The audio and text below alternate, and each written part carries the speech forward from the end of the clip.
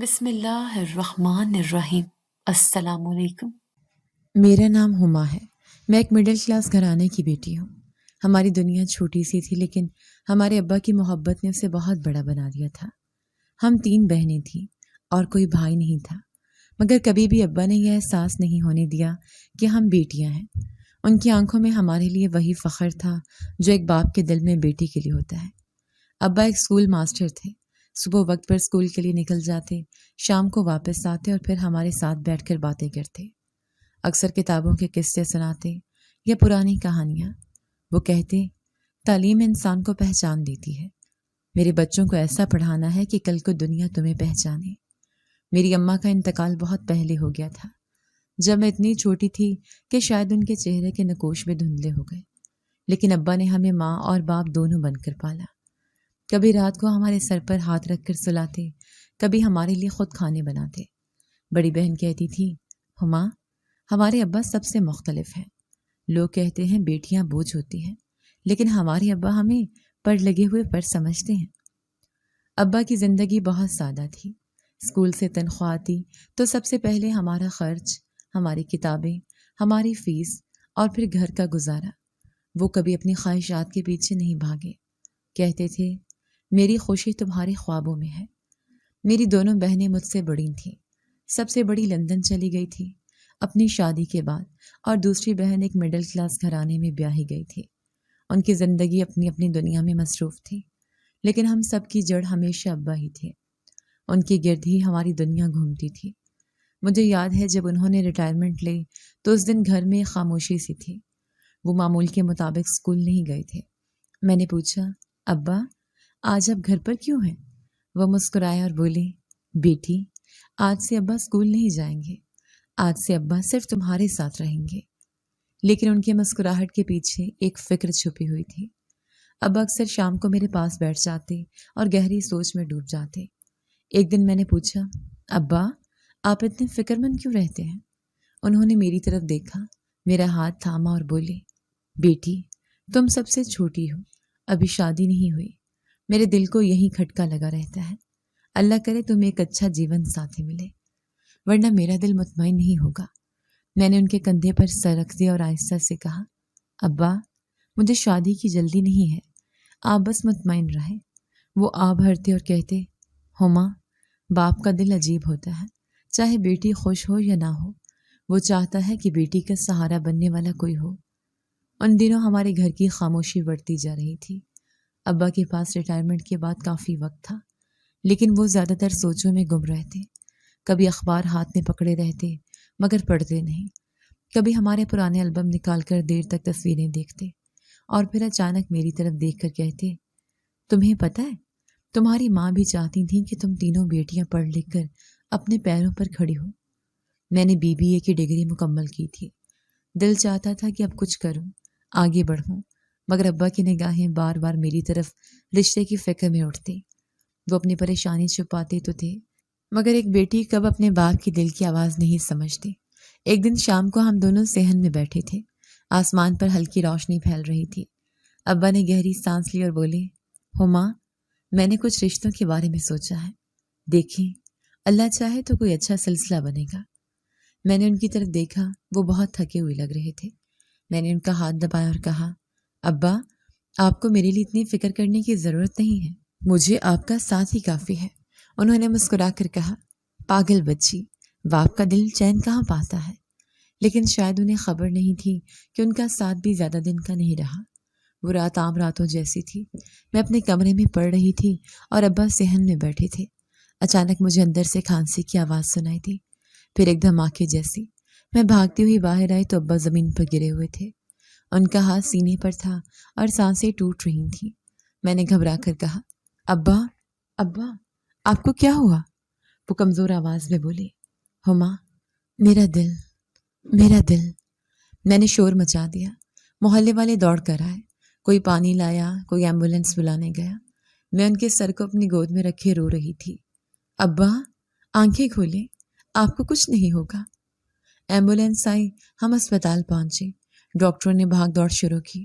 میں دعا کر رہی تھی، یا اللہ میرے ابا کو بچا لے، لیکن تقدیر کچھ اور ہی تھی۔ کچھ دیر بعد ڈاکٹر باہر آیا. اس کے چہرے کی سنجیدگی سب کچھ بتا رہی تھی. بیٹی، آپ کے والد. وہ رکا، پھر بولا، وہ نہیں رہے. میرے کانوں میں گھنٹیاں بجنے لگی. دنیا جیسے رک گئی. میری آنکھوں کے سامنے اندھیرا چھا گیا. سب لوگ مجھے سنبھالنے کی کوشش کر رہے تھے، مگر میرا دل جیسے ٹوٹ کر بکھر گیا تھا. میں نے سوچا میرا سب کچھ ختم ہو گیا. میری دنیا، میرا سہارا، میری ماں اور میرا باپ ایک ہی شخص میں تھے، اور وہ شخص مجھے چھوڑ کر چلا گیا. اس رات میں نے اپنے کمرے میں بیٹھ کر وہی سوچا جو ابا کہا کرتے تھے. بیٹی، انسان کی اپنی قسمت ہوتی ہے. شاید یہ میری قسمت تھی کہ اب میں واقعی تنہا رہ گئی. ابا کے جانے کے بعد میری زندگی جیسے سنسان ہو گئی تھی. وہ گھر جو کبھی ہنسی اور باتوں سے گونجتا تھا، اب خاموشی کا قلعہ بن گیا. میں دن بھر خالی کمروں میں گھومتی رہتی. کبھی اپنے کمرے میں کتابیں دیکھتی، کبھی صحن میں پڑی ہوئی پرانی کرسی کو دیکھتی جس پر ابا بیٹھا کرتے تھے. سب کچھ وہی تھا، مگر کچھ بھی وہ نہیں رہا. میری بڑی بہن لندن میں تھی. اس کے فون آتے رہتے تھے، لیکن فون کی آواز میں وہ قربت نہیں تھی جو ایک بہن کے گلے لگنے سے ملتی ہے. ایک دن اس نے فون پر کہا، ہما، تم ادھر آ جاؤ میرے پاس، میں تمہیں بلانے کا انتظام کرتی ہوں. میں نے آہستہ کہا، باجی، آپ کی دنیا ہی الگ ہے، میں وہاں کیا کروں گی؟ یہ گھر، یہ یادیں مجھے یہیں روک لیتی ہیں. وہ خاموش ہو گئی. اس کی بھی اپنی مجبوریاں تھیں. شوہر، بچے، گھر، ہر ایک کا اپنا دائرہ ہوتا ہے. میری دوسری بہن قریبی شہر میں تھی، لیکن اس کی اپنی زندگی کی الجھنیں تھیں. سسرال کے مسائل، محدود وسائل اور شوہر کے ساتھ لڑائیاں. وہ مجھ سے کہتی، ہما، کاش میں تمہیں اپنے پاس رکھ سکتی، لیکن تمہیں پتہ ہے نا میری ساس کتنی سخت ہے، وہ مان جائیں گی، یہ ممکن ہی نہیں. میں نے اسے تسلی دی، باجی فکر نہ کریں، میں یہاں ٹھیک ہوں. مگر حقیقت یہ تھی کہ میں بالکل بھی ٹھیک نہیں تھی. ان دنوں میں زیادہ تر اپنا وقت پڑھائی یا گھر کے کاموں میں گزار دیتی. کتابوں میں ڈوب جانا میرے لیے فرار تھا. میں نے اکاؤنٹس اور فنانس کی کتابیں دوبارہ پڑھنی شروع کر دی تاکہ دماغ مصروف رہے. کبھی کبھی محلے کے بچوں کو ٹیوشن بھی دینے لگی. وہ مجھے ہما بھی کہتے تھے، اور ان کی معصوم باتوں سے کچھ دیر کے لیے میرا دل بہل جاتا. ایک دن میری دوسری بہن اچانک آئی. وہ میرے لیے کچھ سوٹ اور کھانے کا سامان لائی تھی. ہم دونوں دیر تک باتیں کرتے رہے. وہ کہنے لگی، ہما، تمہیں اس طرح تنہا نہیں رہنا چاہیے. میں نے سوچا ہے تمہارے لیے کوئی اچھا رشتہ دیکھتی ہوں. میں نے ہنس کر بات ٹالنی چاہی، باجی ابھی کہاں، مجھے ابا کے بغیر کچھ سوچنا بھی بھاری لگتا ہے. وہ بولی، زندگی رکتی نہیں ہما، آگے بڑھنا ہوتا ہے. تمہیں ایک سہارا چاہیے، کوئی جو تمہارے ساتھ کھڑا ہو. کچھ دنوں بعد اس نے دوبارہ فون کیا. اس کی آواز میں سنجیدگی تھی. ہما، مجھے ایک رشتہ ملا ہے، ہمارے سسرالیوں کے ہی رشتہ دار ہیں. لڑکے کا نام عرفان ہے، کاروبار کرتا ہے، اپنی ماں کے ساتھ رہتا ہے، کوئی بہن بھائی نہیں ہے، ساری جائیداد کا وارث ہے. میں خاموش رہی. اس کے لفظ میرے دل پر بوجھ کی طرح گرے. میں نے آہستہ سے کہا، باجی آپ جانتی ہیں مجھے دولت سے کوئی غرض نہیں، مجھے صرف ایک شریف اور دل کا اچھا انسان چاہیے. وہ فوراً بولی، ہما، یہی تو میں بھی چاہتی ہوں، اور مجھے لگتا ہے کہ عرفان شریف ہے. میں نے پوچھا، آپ نے ان کا گھر دیکھا ہے؟ اس نے کہا، نہیں، لیکن سب لوگ ان کی تعریف کرتے ہیں، اور رشتہ دار ہیں تو کچھ نہ کچھ تو بھروسہ کرنا ہی پڑتا ہے. میں نے فون بند کرنے کے بعد کافی دیر تک سوچا. ابا کی باتیں یاد آئیں. بیٹی کا سہارا ضروری ہوتا ہے. شاید میری بہن اب وہی سہارا ڈھونڈنے کی کوشش کر رہی تھی، لیکن دل میں کہیں یہ خوف سا تھا. میں نے اپنے آپ سے کہا، کیا واقعی یہ وہ راستہ ہے جو مجھے اختیار کرنا چاہیے؟ میری بڑی بہن کا بھی فون آیا. وہ کہنے لگی، ہما، بہن نے بتایا ہے عرفان کا رشتہ آیا ہے، دیکھ لو، شاید یہی تمہارے لیے بہتر ہو. میں نے کہا، دی، مجھے ڈر لگتا ہے. مجھے بس اتنا چاہیے کہ وہ انسان ہو، شریف ہو، دل کا صاف ہو، باقی سب کچھ میں خود برداشت کر سکتی ہوں. اس نے کہا، تمہارا یہ یقین ہی تمہیں زندگی میں کامیاب کرے گا. وقت کی رفتار نے جیسے مجھے فیصلہ کرنے پر مجبور کر دیا. میری بہن کی اصرار، رشتہ داروں کی باتوں اور محلے کی نظریں دیکھتے دیکھتے آخرکار وہ دن آ گیا جس دن میرا نکاح ہونا تھا. نکاح کی تقریب سادہ تھی، نہ زیادہ مہمان نہ زیادہ چراغاں، چند عزیز رشتہ دار، کچھ گواہ اور مولوی صاحب. میں نے سادہ سا سفید جوڑا پہنا ہوا تھا. دل میں عجیب سا سکون بھی تھا اور خوف بھی. سکون اس بات کا کہ اب میرا اپنا گھر ہوگا، اور خوف اس بات کا کہ اس گھر کی حقیقت کیا ہوگی۔ میں نہیں جانتی تھی۔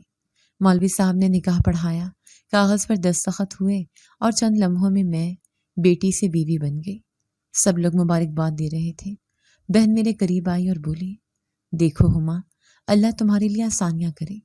میں نے آہستہ جواب دیا، آمین۔ شادی کے بعد میں پہلی بار عرفان کے گھر گئی۔ راستے میں دل میں ہزاروں خیال تھے۔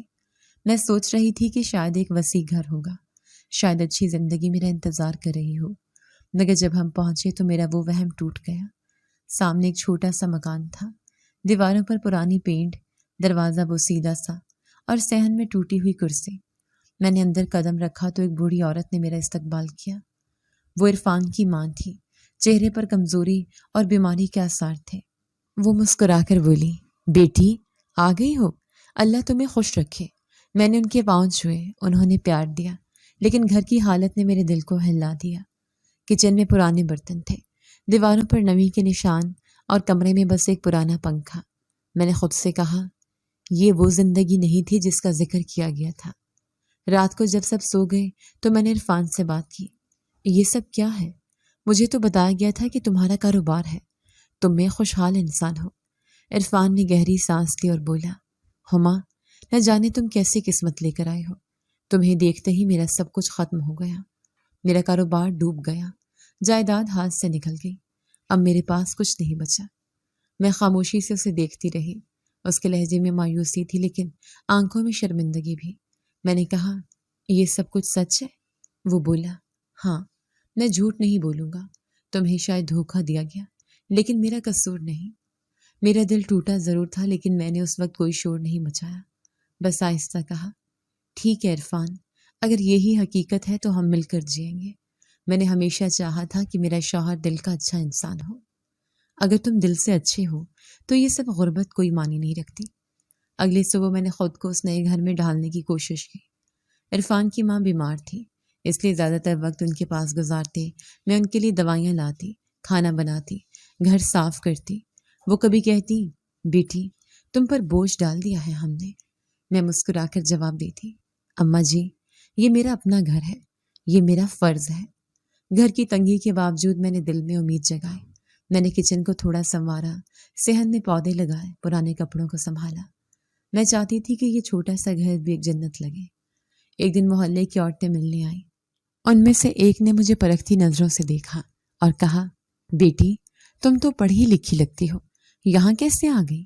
میں نے مسکرا کر کہا، یہ میرا نصیب ہے اور نصیب سے بہتر کوئی چیز نہیں۔ وہ عورت ہنس دی اور بولی، بس دعا ہے تمہارا نصیب اچھا نکلے۔ عرفان دن کو کام پر جاتا، وہ ایک ٹائل فیکٹری میں مزدوری کرتا تھا۔ شام کو تھکا ہارا لوٹتا، میں اس کے لیے کھانا تیار رکھتی، کبھی اس کے کپڑے دھوتی، کبھی اس کے ساتھ بیٹھ کر باتیں کرتی۔ وہ کم بولنے والا تھا مگر جب بھی کچھ کہتا دل سے کہتا۔ ایک دن اس نے کہا، ہما، مجھے افسوس ہے کہ تمہیں یہ سب ملا۔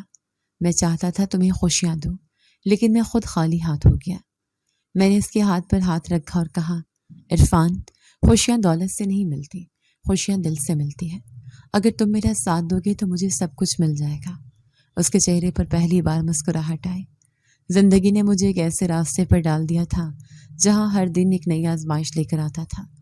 میں نے عرفان کے گھر کو اپنا گھر مان لیا، اس کی ماں کو اپنی ماں سمجھ لیا اور اس کے ساتھ جینے کا عہد کیا۔ چھوٹے سے مکان میں زندگی آسان نہیں تھی لیکن میں نے اپنے دل کو سمجھا لیا تھا کہ یہی میرا نصیب ہے۔ صبح سویرے اٹھنا، کچن میں جا کر چائے بنانا، عرفان کے لیے ناشتہ تیار کرنا، پھر ساس کی دوا اور کھانے کا انتظام۔ میرا دن انہی کاموں میں گزرنے لگا۔ ساس مجھے دیکھ کر اکثر کہتی، بیٹی تم نے تو اس گھر کو سنبھال لیا، اگر تم نہ ہوتی تو نہ جانے میرا کیا حال ہوتا۔ میں ان کے پاؤں دباتی اور کہتی، اماں جی، یہ میرا فرض ہے، مجھے اپنی ماں یاد نہیں لیکن اللہ نے مجھے آپ کی خدمت کا موقع دیا ہے۔ عرفان دن بھر فیکٹری میں کام کرتا، شام کو تھکا ہارا واپس آتا۔ میں اس کے چہرے پر تھکن کے آثار دیکھتی تو دل کٹنے لگتا۔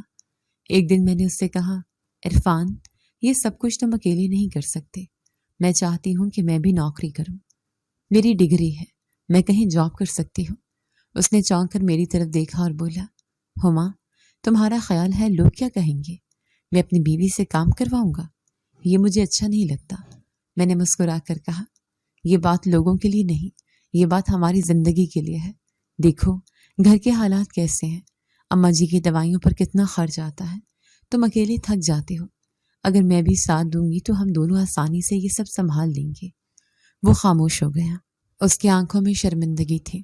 اس نے کہا، میری خواہش تھی کہ تمہیں شہزادیوں کی طرح رکھوں، لیکن آج یہ حالت ہے کہ تمہیں جاب کے بارے میں سوچنا پڑ رہا ہے۔ میں نے اس کا ہاتھ تھاما۔ عرفان، شہزادی ہونے کا مطلب یہ نہیں کہ میں صرف آرام کروں، شہزادی ہونے کا مطلب یہ بھی ہے کہ میں اپنے شوہر کے ساتھ کھڑی رہوں۔ ان دنوں ساس کی بیماری بڑھتی جا رہی تھی، اکثر رات کو کھانسی کے دورے پڑتے، میں ان کے پاس بیٹھتی، پانی پلاتی، دوا دیتی، کبھی کبھی رات بھر جاگتی رہتی تاکہ وہ سکون سے سو سکے۔ ایک دن انہوں نے مجھے بلایا اور کہا، بیٹی تم میرے بیٹے کے ساتھ ساتھ میرا بھی سہارا ہو، میں دعا کرتی ہوں کہ تمہارے نصیب میں ہمیشہ خوشیاں ہوں۔ میری آنکھیں بھیگ گئیں، لیکن میں نے اپنے آپ کو سنبھالا۔ اماں جی آپ فکر نہ کریں، آپ میرے لیے ماں کی جگہ ہیں۔ ایک شام عرفان تھکا ہوا آیا، میں نے کھانا رکھا اور کہا، میں نے کچھ نوکریوں کے اشتہار دیکھے ہیں، سوچا تھا اپلائی کر دو۔ وہ گہری سوچ میں پڑ گیا۔ اگر تم جاب کرو گی تو اماں کی خدمت کون کرے گا؟ میں نے جواب دیا، میں دن کا وقت بانٹ لوں گی، صبح آپ نکلتے ہیں، اس کے بعد میرا وقت ہوگا، شام کو آپ واپس آئیں گے تو میں بھی گھر آ جاؤں گی، اماں جی کبھی تنہا نہیں رہیں گی۔ عرفان نے ایک لمبی سانس لی۔ ہما، تمہاری باتوں میں دم ہے، لیکن میرا دل نہیں مانتا۔ میں چاہتا ہوں کہ تم صرف میرے گھر کی زینت بنو، دفتر کی نہیں۔ میں نے نرمی سے کہا، عرفان، زینت وہی ہے جو گھر کو روشن رکھے، اگر میں گھر کے اندھیرے کم کر دوں تو کیا برا ہوگا؟ اسی دوران اماں کی طبیعت بہت خراب رہنے لگی۔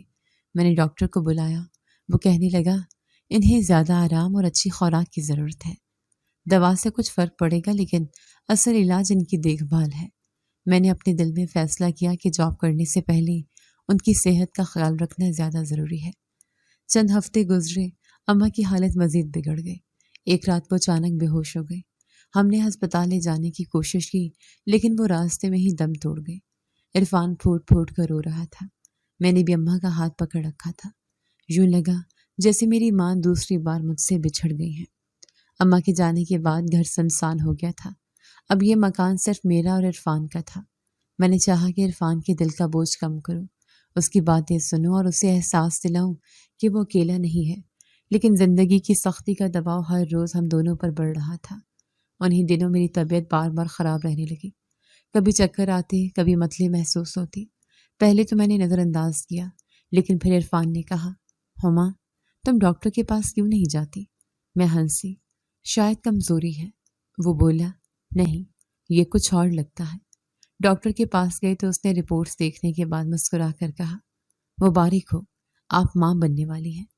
میرے دل کی دھڑکن جیسے رک گئی۔ میں نے حیرت اور خوشی سے عرفان کی طرف دیکھا، اس کے چہرے پر بھی مسکراہٹ تھی، آنکھوں میں چمک۔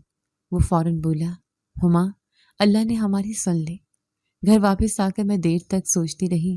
میرے لیے یہ لمحہ ناقابل یقین تھا، میں ماں بننے والی تھی۔ اپنے ابا کو یاد کیا، دل ہی دل میں کہا، ابا کاش آپ ہوتے، یہ خوشخبری سب سے پہلے آپ کو دی تھی۔ عرفان خوش تو تھا لیکن ایک دن اس نے دھیرے سے کہا، ہما مجھے دعا ہے کہ بیٹا ہو، بیٹا تو باپ کا بازو ہوتا ہے۔ میں نے نرمی سے کہا، عرفان بیٹیاں بھی بری نہیں ہوتی، دیکھو ہم 3 بہنیں تھیں لیکن ابا نے کبھی ہمیں بوجھ نہیں سمجھا، بیٹی بھی رحمت ہوتی ہے۔ وہ مسکرا کر بولا، ہاں یہ سچ ہے، لیکن میرا دل چاہتا ہے کہ ایک بیٹا ہو جو میرا سہارا بنے۔ میں خاموش رہی لیکن دل میں کمی سی ضرور محسوس ہوئی، شاید اس لیے کہ میری ساری زندگی بھائی کے بغیر گزری تھی۔ کئی موقعوں پر خواہش کی تھی کہ اگر ایک بھائی ہوتا تو میرا سہارا بنتا۔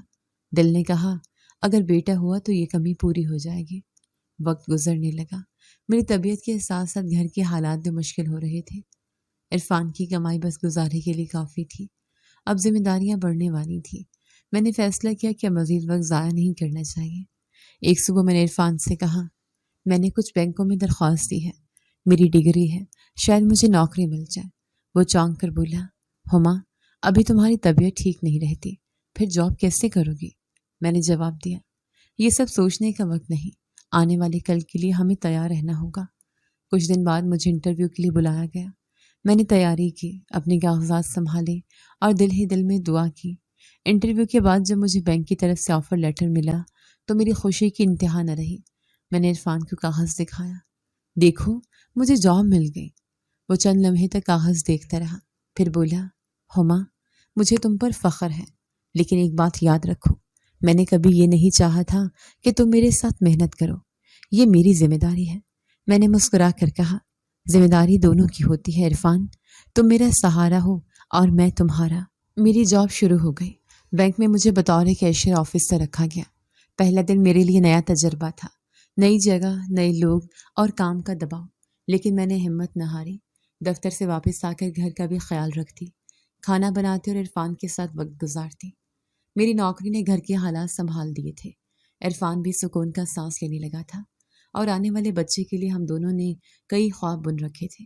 وقت گزرتا گیا اور اللہ نے ہمیں بیٹے کی نعمت عطا کی۔ میں نے جب پہلی بار اپنے بیٹے کو گود میں لیا تو یوں لگا جیسے کائنات میرے ہاتھوں میں آ گئی ہو۔ عرفان نے میرے کندھے پر ہاتھ رکھ کر کہا، ہما آج میں دنیا کا سب سے خوش نصیب آدمی ہوں۔ بیٹے کے آنے کے بعد میری زندگی کا محور بدل گیا تھا۔ میں دن بھر اس کے گرد گھومتی، کبھی اس کی مسکراہٹ دیکھ کر خوش ہوتی، کبھی اس کے ننھے ہاتھ پکڑ کر دعا کرتی کہ یہ بڑا ہو کر ایک اچھا انسان بنے۔ اسی دوران دفتر میں میری ملاقات کچھ خواتین سے ہوئی جو سوشل ورک کرتی تھیں۔ وہ مجبور اور بے سہارا عورتوں کے مسائل سن کر ان کے لیے فنڈ جمع کرتی، پناہ ڈھونڈتی اور تعلیم کے مواقع فراہم کرتی۔ ایک دن ان میں سے ایک نے کہا، ہما تم بھی تعلیم یافتہ ہو، تمہیں بھی ہمارے ساتھ کام کرنا چاہیے۔ میں نے ہلکی سی ہنسی کے ساتھ کہا، میرے پاس وقت کہاں ہے، گھر، بچہ، نوکری، یہ سب ہی بہت ہے۔ لیکن رات کو جب میں نے سوچا تو دل میں عجیب سا سکون محسوس ہوا۔ میں نے خود کو کہا، اگر میں چند عورتوں کے کام آ جاؤں تو یہ میری زندگی کا صدقہ ہوگا۔ چند دن بعد میں ان خواتین کے ساتھ ایک پناہ گاہ گئی۔ وہاں میں نے عورتوں کو دیکھا جن کے پاس نہ گھر تھا نہ سہارا، کچھ اپنی معصوم بچیوں کو ساتھ لیے بیٹھی تھیں۔ میں نے ان کے چہرے دیکھے تو دل بھر آیا۔ ایک عورت نے روتے ہوئے کہا، بی بی شوہر نے گھر سے نکال دیا ہے، نہ کھانے کو کچھ ہے نہ رہنے کو۔ میں نے اس کے سر پر ہاتھ رکھا، حوصلہ رکھو، ہم تمہارے لیے کوئی نہ کوئی راستہ نکالیں گے۔ اس دن کے بعد میرا دل اس کام سے جڑ گیا۔ مجھے لگنے لگا کہ جیسے یہی میرا اصل مقصد ہے۔ میں دفتر سے فارغ ہو کر اکثر ان عورتوں سے ملنے جاتی، کبھی کھانے کے پیکٹ لے جاتی، کبھی کپڑے۔ میں نے چھوٹے پیمانے پر ہی صحیح لیکن ایک گروپ بنایا جو عورتوں کے مسائل حل کرنے کی کوشش کرتا۔ اسی کام سے میرے دل کو ایک عجیب سا سکون ملتا، لیکن آہستہ آہستہ میرا زیادہ وقت اسی میں گزرنے لگا۔ میں گھر آتی تو بیٹا یا سو رہا ہوتا یا عرفان کے پاس کھیل رہا ہوتا۔ ایک دن عرفان نے کہا، ہما تمہیں پتہ بھی ہے آج بیٹا سارا دن تمہیں ڈھونڈتا رہا۔ میں نے چونک کر پوچھا، سچ؟ لیکن میں تو جلدی آ گئی تھی۔ وہ بولا، ہاں لیکن پھر بھی تمہارے پاس وقت نہیں تھا، کبھی فون پر مصروف، کبھی کاغذات میں۔ ہما بچہ ماں کے پاس ہی سکون پاتا ہے۔ میں نے نرمی سے کہا، عرفان یہ کام ضروری ہے، کتنی عورتیں ہیں جنہیں سہارا چاہیے، اگر میں ان کے لیے کچھ نہ کروں تو میرا دل بے چین رہتا ہے۔ اس نے آہستگی سے جواب دیا، لیکن تمہارا پہلا فرض ہمارے بچے کے لیے ہے، تمہیں اس پر زیادہ توجہ دینی چاہیے۔ میں نے اس کی بات سنی لیکن دل کے کسی کونے میں لگا کہ وہ صحیح کہہ رہا ہے۔ اگلے دن جب دفتر سے لوٹی تو بیٹا میرے پاس لپٹ گیا۔ میں نے محسوس کیا کہ اس کے معصوم آنکھوں میں شکوہ ہے۔ وہ بار بار بول رہا تھا، امی کھیلیں، امی میرے ساتھ بیٹھیں، اور میں تھکن اور کام کے بوجھ کے باعث چند لمحے ہی اس کے ساتھ گزار پائی۔ چند دن بعد میں ایک کیس میں مصروف ہو گئی۔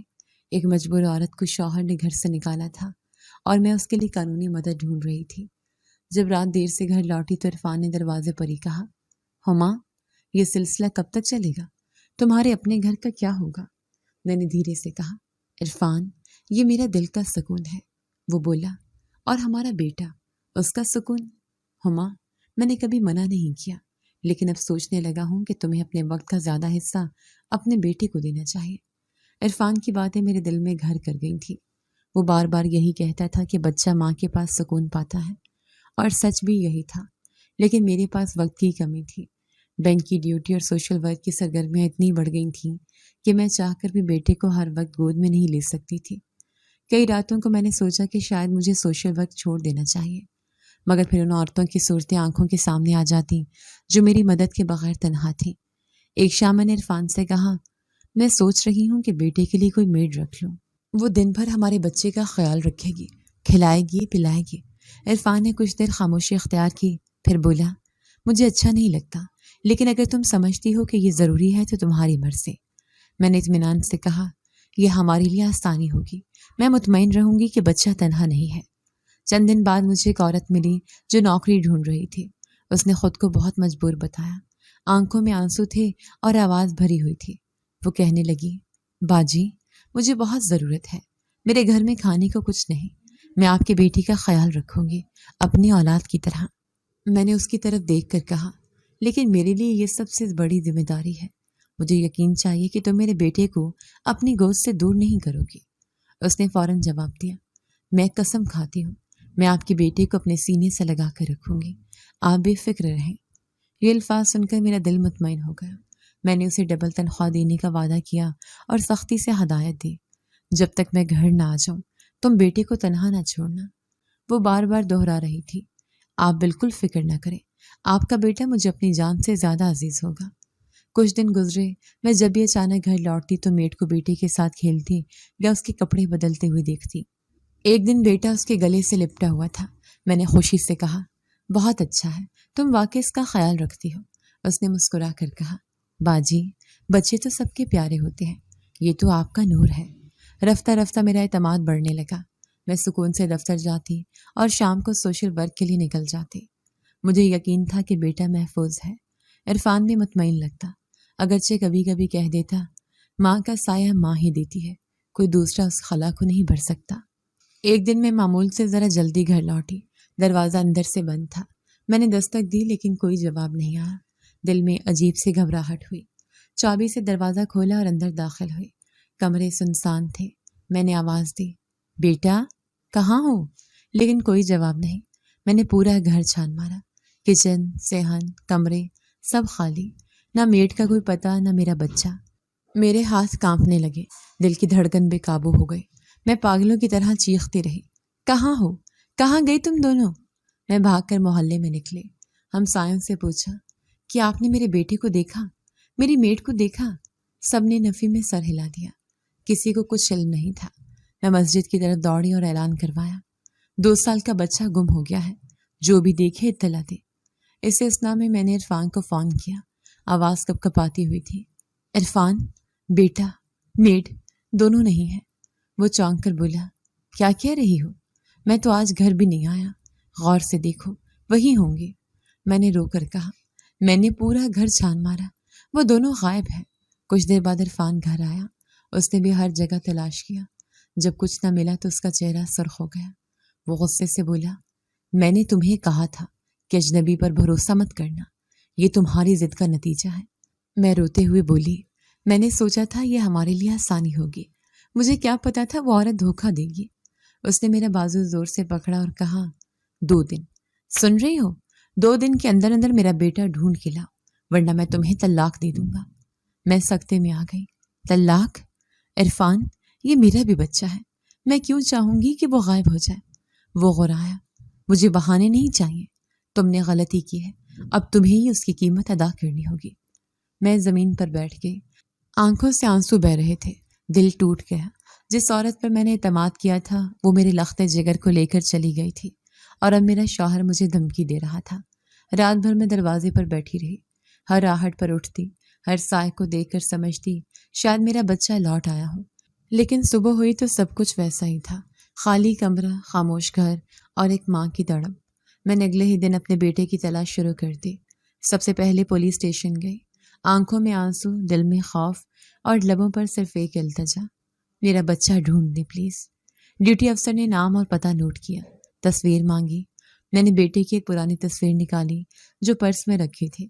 افسر نے کہا، ہم ہر تھانے کو اطلاع دے رہے ہیں، لیکن آپ کو بھی خود ڈھونڈنا ہوگا، اکثر ایسے کیس میں وقت بہت قیمتی ہوتا ہے۔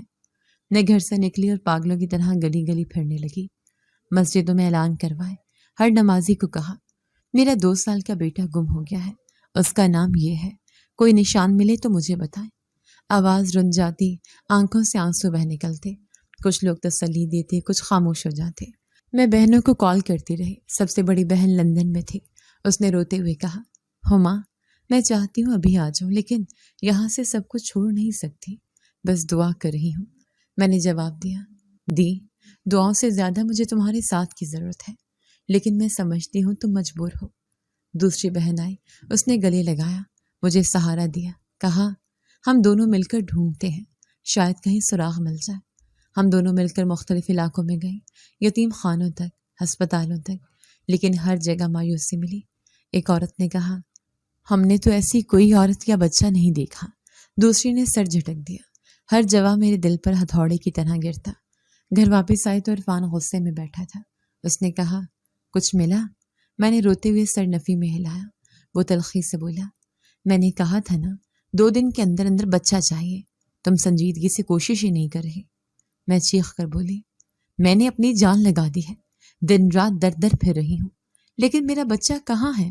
یہ میرے ہاتھ میں نہیں۔ وہ کھڑا ہوا اور تیز لہجے میں کہا، ہما، تم ماں کہلانے کے لائق نہیں۔ جو عورت اپنے بچے کو بچا نہ سکے وہ میرے ساتھ بھی نہیں رہ سکتی۔ سن لو، میں تمہیں طلاق دیتا ہوں۔ آج سے میرا تم سے کوئی تعلق نہیں۔ میرا دماغ سن ہو گیا، کانوں میں صرف وہ ایک جملہ گونجتا رہا، طلاق دیتا ہوں۔ میں زمین پر بیٹھ گئی۔ کچھ لمحوں تک مجھے یقین ہی نہیں آیا کہ یہ سب سچ ہے۔ میرا شوہر جو کبھی میرا سہارا تھا، آج مجھے بے سہارا کر گیا تھا۔ میں نے سسکیاں بھرتے ہوئے کہا، عرفان، یہ وقت ایک دوسرے کا سہارا بننے کا تھا، لیکن تم نے میرا ہاتھ چھوڑ دیا۔ وہ سختی سے بولا، میرا سہارا میرا بیٹا تھا، جب وہ نہیں رہا تو تمہارا بھی کوئی وجود نہیں۔ اس کے بعد میں وہاں مزید نہیں رکی۔ پرس اٹھایا، دوپٹہ سر پر ڈالا اور اس گھر سے نکل آئے۔ میرے قدم خود بخود اس طرف اٹھے جہاں میرا بچپن گزرا تھا، وہی گھر جہاں کبھی ابا کی آواز گونجتی تھی، جہاں ماں کی یادیں بستی تھی۔ دروازہ کھولا تو بوسیدہ لکڑی کی چیخ سنائی تھی۔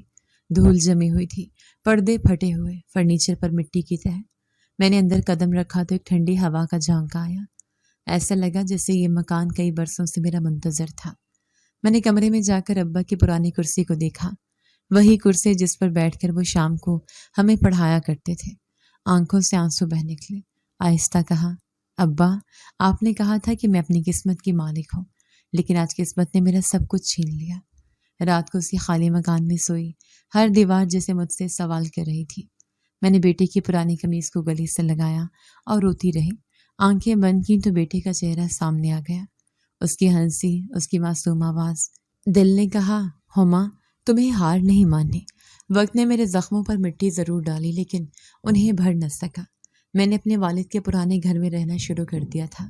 دن کو نوکری پر جاتی، شام کو کچھ عورتوں کی مدد کے کام کرتی اور رات کو تھکی ہاری واپس آتی، لیکن ہر لمحہ، ہر پل کمی میرے وجود کو کاٹتی رہتی۔ میرے بیٹے کی یاد، اس کی ہنسی، اس کی معصوم آواز، سب کچھ جیسے میرے دل میں قید ہو کر رہ گیا تھا۔ 4 سال گزر گئے، زندگی نے مجھے جینا سکھا دیا تھا، لیکن اندر کا خلا وہی تھا۔ ایک دن میں کام کے سلسلے میں دوسرے شہر گئی۔ گاڑی سے اتری تو سڑک کے کنارے ایک ہجوم سا نظر آیا۔ چند بچے ہاتھوں میں کٹوری لیے مانگ رہے تھے۔ میں نے نظر ڈالی اور اچانک ایک بچے پر میری نگاہ ٹھہر گئی۔ میرا دل زور سے دھڑکا۔ وہی چہرہ، وہی آنکھیں، وہی معصومیت۔ میں نے اپنی سانس روکی اور آہستہ آہستہ آگے بڑھی۔ بچہ گندا سا کپڑا پہنے تھا، بال بکھرے ہوئے، پاؤں ننگے، لیکن اس کے نقوش، وہ تو میرے بیٹے جیسے ہی تھے۔ میں نے آگے بڑھ کر پکارا، بیٹا۔ وہ چونک کر میری طرف دیکھنے لگا۔ میں نے تیزی سے اسے اپنی باہوں میں بھر لیا۔ آنکھوں سے آنسو بہنے لگے۔ میرے بچے، کہاں تھے تم؟ میں نے تمہیں کتنا تلاش کیا، لیکن اس نے میرے ہاتھ جھٹک دیے اور پیچھے ہٹ گیا۔ معصوم مگر سخت لہجے میں بولا، آپ میری ماں نہیں ہیں، میری امی گھر پر ہیں۔ میرے قدم زمین میں گڑ گئے۔ میں نے بے یقینی سے اس کی طرف دیکھا۔ کیا کہا تم نے؟ میں تمہاری ماں ہوں، تمہیں یاد نہیں؟ وہ الجھی ہوئی نظروں سے بولا، نہیں، میری ماں گھر پر ہے۔ آپ کیوں کہہ رہی ہیں کہ آپ میری ماں ہیں؟ میری آنکھوں کے سامنے اندھیرا چھا گیا، لیکن میں نے خود کو سنبھالا اور آہستہ کہا، بیٹا، میں تمہیں پہچانتی ہوں، یہ آنکھیں، یہ چہرہ، یہ میرا ہے۔ وہ چپ رہا اور زمین پر نظر جھکا دی۔ میں نے آگے بڑھ کر اس کا ہاتھ پکڑا۔ میرے ساتھ چلو، میں تمہیں اپنے گھر لے جاؤں گی۔ وہ فوراً پیچھے ہٹا۔ نہیں، میں نہیں جاؤں گا، میری امی اور پاپا گھر پر ہیں، وہ میرا انتظار کر رہے ہوں گے۔ میری روح کانپ گئی۔ امی، پاپا؟ میں نے اپنے آپ سے کہا، یہ کس کو ماں اور باپ مانتا ہے؟ میں چند لمحوں کے لیے خاموش رہی، پھر نرم لہجے میں بولی، بیٹا مجھے وہ جگہ دکھاؤ جہاں تم رہتے ہو، میں دیکھنا چاہتی ہوں تمہارے امی پاپا کون ہیں۔ وہ کچھ دیر سوچتا رہا، پھر بولا، چلیں، لیکن آپ کو میرے گھر آ کر کہنا نہیں کہ آپ میری ماں ہیں، میری امی ناراض ہو جائیں گے۔ میں نے سر ہلایا، ٹھیک ہے، میں کچھ نہیں کہوں گی، بس تمہارے ساتھ چلوں گی۔ اس نے میری انگلی پکڑی اور آگے بڑھ گیا۔ اس لمس نے میرے وجود میں بجلی دوڑا دی۔ وہی ہاتھ جو کبھی میری انگلی پکڑ کر چلتا تھا آج پھر میرے ہاتھ میں تھا، لیکن فرق یہ تھا کہ اب وہ مجھے اجنبی سمجھ رہا تھا۔ ہم ایک تنگ گلی میں داخل ہوئے، ارد گرد چھوٹے چھوٹے کچے مکان، کچھ پکی دیواریں اور بچوں کا شور۔ وہ مجھے ایک صاف ستھرے گھر کے سامنے لے آیا۔ دروازے پر پینٹ کی خوشبو آ رہی تھی۔ میں حیران ہوئی کہ یہ گھر باقی گھروں سے بہتر تھا۔ میں نے پوچھا، یہی ہے تمہارا گھر؟ اس نے فخر سے کہا، ہاں یہی میرا گھر ہے، میری امی یہاں رہتی ہیں۔ میں نے دروازے کی طرف دیکھا اور دل میں طوفان برپا ہو گیا۔ سوچا، یہ کیسے ممکن ہے؟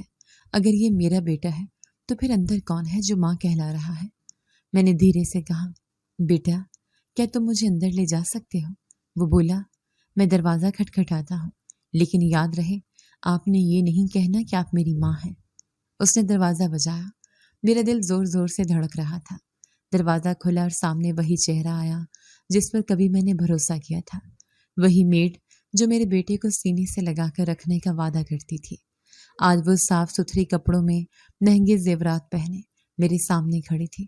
اس کی آنکھوں میں حیرانی اور خوف ایک ساتھ تھا۔ میں بے اختیار چیخ اٹھی، تم نے میرا بیٹا مجھ سے چھینا؟ کہاں تھا وہ سب وقت جب میں نے پاگلوں کی طرح اسے ڈھونڈا؟ تم نے مجھ سے یہ دھوکہ کیوں کیا؟ وہ ہکلانے لگی۔ میں لیکن اس کے الفاظ ادھورے رہ گئے۔ میرا ضبط ٹوٹ گیا۔ میں نے دروازہ زور سے دھکیل دیا اور اندر قدم رکھ دیا۔ بچہ میرے پیچھے ہی کھڑا رہا، الجھی ہوئی نظروں سے مجھے دیکھ رہا تھا۔ میں نے اس عورت کا بازو پکڑ کر کہا، آج تمہیں حساب دینا ہوگا، میں پولیس کو بلاتی ہوں۔ میں نے فون نکالا اور نمبر ملانے لگی۔ وہ عورت گھبرا کر بولی، رک جاؤ، ایسا مت کرو۔ میں نے غصے سے کہا، کیوں نہ کروں؟ تم نے میری زندگی اجیرن بنا دی، میرا بچہ چھین لیا، مجھے برباد کر دیا، اب پولیس ہی فیصلہ کرے گی۔ اسی شور کے دوران اچانک اندر سے ایک آواز گونجی، کون ہے دروازے پر؟ میرے وجود میں سنسنی دوڑ گئی۔ یہ آواز میرے لیے اجنبی نہیں تھی، میرے کانوں میں گونجتی رہی، وہی لہجہ، وہی تیز انداز، عرفان۔ میں سکتے میں کھڑی رہ گئی۔ دل نے کہا، نہیں یہ ممکن نہیں، لیکن پھر اندر سے قدموں کی آہٹ آئی۔ کچھ لمحوں بعد عرفان سامنے آ کھڑا ہوا۔ میرا دماغ سن ہو گیا۔ اس کی آنکھوں میں حیرت بھی تھی اور ایک عجیب سی جھجک بھی۔ میں نے کانپتی ہوئی آواز میں کہا، عرفان تم یہاں؟ وہ خاموش رہا، پھر نظریں چرا کر بولا، ہاں میں یہاں ہوں۔ میری آواز بلند ہو گئی، یہ سب کیا ہے؟ یہ عورت یہاں کیا کر رہی ہے؟ یہ بچہ کیوں اسے ماں کہہ رہا ہے؟ عرفان نے خاموشی توڑتے ہوئے کہا، ہما تم اچانک آ گئی ہو، تمہیں سمجھنا ہوگا۔ میں نے اسے بات مکمل کرنے نہ دی۔ سمجھنا؟ 4 سال پہلے میرا بیٹا تمہارے ساتھ تھا، وہ غائب ہوا اور آج میں نے اسے سڑک پر بھیک مانگتے دیکھا، اور اب تم اس عورت کے ساتھ ایک گھر میں رہ رہے ہو۔ کیا یہ سب اتفاق ہے؟ وہ جھنجلا کر بولا، ہاں یہ سچ ہے، میں اسی کے ساتھ رہتا ہوں۔ میرا دل چیر گیا۔ میں نے بچے کو اپنی باہوں میں لیا اور کہا، یہ میرا بیٹا ہے، تم دونوں نے مل کر مجھے دھوکہ دیا۔ اس عورت نے بیچ میں کہا، نہیں یہ میرا بیٹا ہے، 4 سال سے میں ہی اس کا خیال رکھ رہی ہوں، اس نے مجھے ماں کہا ہے۔ میں نے اسے گھورتے ہوئے کہا، ماں کہلانے سے کوئی ماں نہیں بن جاتا، ماں وہ ہے جو اپنی جان وار دے، جو دن رات تلاش کرے، جو برسوں تک انتظار کرے۔ پولیس کی گاڑی کے ہارن کی آواز گلی میں سنائی دی۔ میں نے دروازہ کھلا چھوڑ کر انہیں اشارہ کیا۔ پولیس اندر آئی تو میں نے فوراً کہا، یہ عورت میرے بیٹے کو اغوا کر کے لائی گئی، اور یہ شخص، یہ میرا شوہر اس کے ساتھ ہے۔ افسر نے حیرانی سے پوچھا، یہ آپ کا شوہر ہے؟ میں نے کڑوا لہجہ اختیار کرتے ہوئے کہا، ہاں یہ میرا شوہر ہے جس نے مجھے چھوڑ دیا، طلاق دی اور اب اسی عورت کے ساتھ عیش کر رہا ہے۔ عرفان نے کہا، ہما تم سب کچھ غلط سمجھ رہی ہو، میں مجبور تھا۔ میں نے چیخ کر کہا، مجبور؟ ماں باپ بننے کے بعد بھی تم مجبور تھے کہ اپنے ہی بیٹے کو بھیک منگواتے؟ یہ تمہاری مردانگی ہے؟ پولیس افسر نے دونوں کو گھورا اور کہا، آپ دونوں کو اسٹیشن چلنا ہوگا، بچے کا معاملہ سنگین ہے۔ पुलिस स्टेशन की चारदीवारी में बैठकर मैं बार बार अपने बेटे का चेहरा देख रही थी। वो अभी भी मुझे पहचानने से कासर था। उसकी मासूम आंखें सवालिया थीं और दिल मेरा लहूलुहान।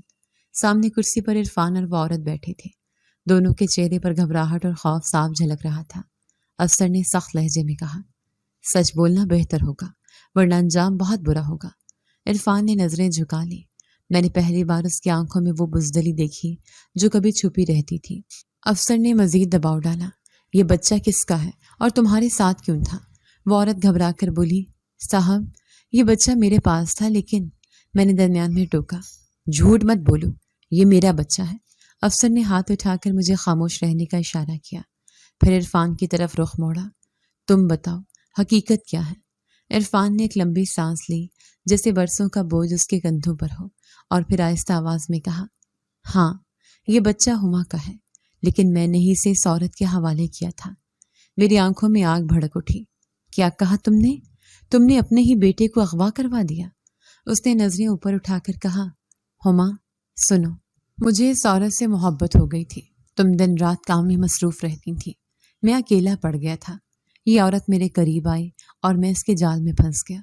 मैं कांपती आवाज में बोली, और मेरे बेटे का क्या कसूर था? वो बोला, यही औरत भीख मंगवाने का काम करती थी। इसने कहा कि अगर बच्चा हो तो ज्यादा नफा मिलता है, लोग ज्यादा पैसे देते हैं। मैं पहले हिचकिचाया, लेकिन फिर सोचा कि ये भी कमाने का एक रास्ता है, इसलिए मैंने अपना बेटा ही मोहरा बना दिया। मेरे कानों में आग बरसने लगी। मैंने अपनी पूरी ताकत से इरफान के मुंह पर जोरदार थप्पड़ मारा। कमरा साकत हो गया। मेरी चीख गूंजी, ये बाप नहीं, ये शैतान है जो अपनी औलाद को बेच दे, वो इंसान नहीं रहता। इरफान ने सर झुका लिया। उस औरत ने हिम्मत करके कहा, हम दोनों मिलकर अच्छा गुजारा कर रहे थे। लोग बेवकूफ़ हैं, बच्चों को देखकर तरस खा जाते हैं। हमें रोज का अच्छा खासा मिलता था। मैंने नफरत से कहा, लानत है तुम दोनों पर, तुमने एक मासूम की जिंदगी को खेल बना दिया। पुलिस अफसर ने कुर्सी से उठकर कहा, अब और कुछ सुनने की जरूरत नहीं, दोनों को हवालात में बंद करो। दो सिपाही आगे बढ़े और इरफान के हाथों में हथकड़ियां डाल दी। वो अब भी नजरें झुकाए बैठा रहा। दूसरी सिपाहियों ने औरत को पकड़कर घसीटा। वो चिल्लाने लगी, ये सब मेरा कसूर नहीं, इरफान ही चाहता था ये सब। मैंने सर्द लहजे में कहा, कसूर दोनों का है। एक ने मोहब्बत के नाम पर धोखा दिया, दूसरे ने लालच के लिए मासूम को इस्तेमाल किया। मेरा बेटा मेरे करीब खड़ा सब कुछ हैरानी से देख रहा था। मैंने उसे गले से लगा लिया और कहा, बेटा अब तुम महफूज हो, अब कोई तुम्हें मुझसे नहीं छीन सकता। इरफान ने जाते जाते आखिरी बार मुझे देखा और कहा, हुमा तुम्हें समझना चाहिए था कि मैं तुम्हें रोक रहा था नौकरी और सोशल वर्क के लिए। अगर तुम घर पर रहती तो ये सब ना होता। मैंने तलखी से जवाब दिया, मैं घर पर रहती तो भी तुम्हारी हवस और लालच तुम्हें अंधा करती थी। ये सब तुम्हारे अंदर की शैतान का खेल है। सिपाही उसे ले गए। कमरा खाली हो गया। मैंने कुर्सी पर बैठते हुए गहरी सांस ली, जैसे बरसों का बोझ हल्का हुआ हो। लेकिन दिल के किसी कोने में ये जख्म हमेशा रहेगा कि मेरा अपना शौहर ही मेरी बर्बादी का सबब बना। अफसर ने मेरे करीब आकर कहा, बीबी आपने हिम्मत दिखाई है, अब अदालत फैसला करेगी और ये लोग सजा पाएंगे। मैंने धीरे से कहा, मैं सिर्फ ये चाहती हूँ कि वो दोबारा कभी मेरे बेटे के करीब ना आए। बाहर निकलकर आसमान की तरफ देखा। आंखों में आंसू थे, लेकिन दिल में अज़्म भी था। मैंने खुद से कहा, अब ये कहानी ख़त्म नहीं होगी। अब मैं अपने बेटे के लिए नई ज़िंदगी शुरू करूँगी, उसकी तरबियत करूँगी, ताकि वो जान सके कि असल इंसान कौन होता है और शैतान का चेहरा कैसा लगता है। अदालत में कई दिनों की पेशियाँ हुई। मैं हर तारीख पर बेटे के साथ पहुँचती, दिल में एक ही दुआ कि इंसाफ मिले और मेरा बेटा हमेशा के लिए मेरे पास रहे। वकील ने अदालत में साफ कहा, मिलॉर्ड ये बाप नहीं बल्कि जालिम है, जिसने अपने ही बेटे को लालच के लिए भीख मंगवाने पर मजबूर किया।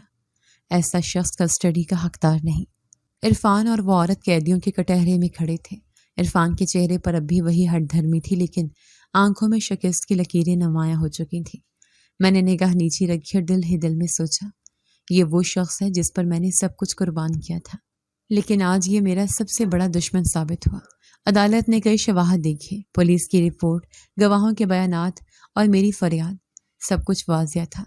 जज ने फैसला सुनाया, बच्चा माँ के पास रहेगा।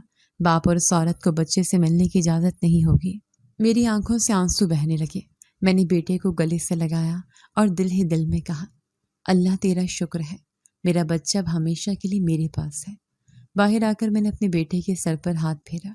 وہ معصومیت سے بولا، امی کیا میں آپ کے ساتھ رہوں گا؟ میں نے ہنستے ہوئے آنکھوں کے آنسو صاف کیے۔ ہاں بیٹا، اب ہمیشہ میرے ساتھ، کبھی تمہیں اکیلا نہیں چھوڑوں گی۔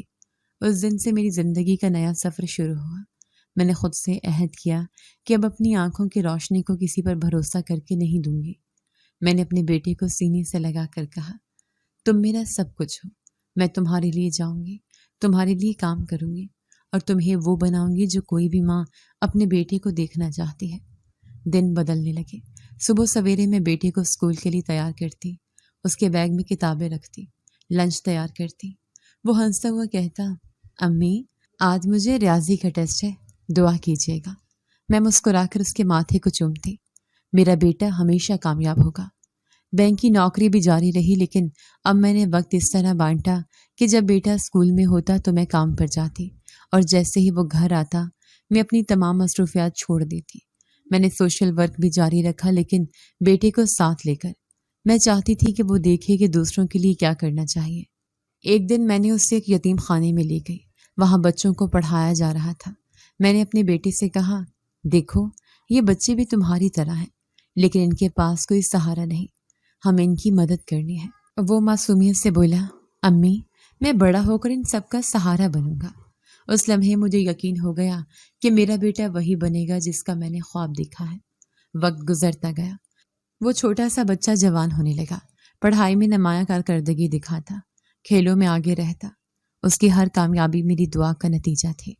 جب بھی وہ انعام لے کر آتا تو کہتا، امی یہ سب آپ کی محنت ہے، آپ نے مجھے یہ سب سکھایا۔ ایک شام ہم دونوں گھر کی چھت پر بیٹھے تھے۔ ہوا چل رہی تھی اور آسمان پر ستارے جھلملا رہے تھے۔ میرا بیٹا جب جوان ہو چکا تھا میرے پاس آ کر بیٹھا اور کہا، امی میں سوچتا ہوں اگر آپ نہ ہوتی تو شاید میں کہیں کا نہ رہتا۔ آپ نے مجھے پڑھایا، پالا، راستہ دکھایا۔ میں نے آہستہ سے کہا، بیٹا یہ سب ماں کا فرض ہوتا ہے۔ وہ میرے ہاتھ کو پکڑ کر بولا، نہیں امی یہ فرض نہیں تھا، یہ قربانی تھی۔ آپ نے مجھے بنایا ہے، آپ نے مجھے وہ انسان بنایا ہے جس پر لوگ بھروسہ کر سکے۔ میری آنکھیں بھر آئیں۔ آنسوں کی دھند میں نے اپنے بیٹے کو دیکھا۔ وہ واقعی میرا سہارا بن گیا تھا۔ میں نے دل میں سوچا شاید اسی میں بہتری تھی کہ وہ انسان میری زندگی سے نکل گیا۔ اللہ نے مجھے دکھ تو دیا، لیکن اس دکھ سے ایک نیا جہان بھی دیا۔ اب میری زندگی میرا بیٹا ہے اور یہی میرا فخر ہے۔ اس کہانی کا سبق یہ ہے کہ سچی ماں کی قربانی اور حوصلہ کبھی رائے گا نہیں جاتا۔ انسانی رشتوں میں دھوکہ وقتی طور پر توڑ دیتا ہے، مگر سچائی اور صبر آخرکار جیت جاتے ہیں۔ جی تو دوستو، کیسی لگی آپ کو ہماری آج کی کہانی؟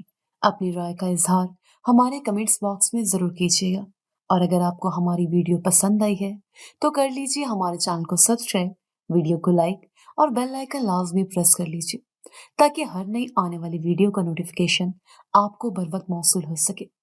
ملتے ہیں ایسی ہی ایک سبق آموز کہانی کے ساتھ، تب تک کے لیے اللہ نگہبان۔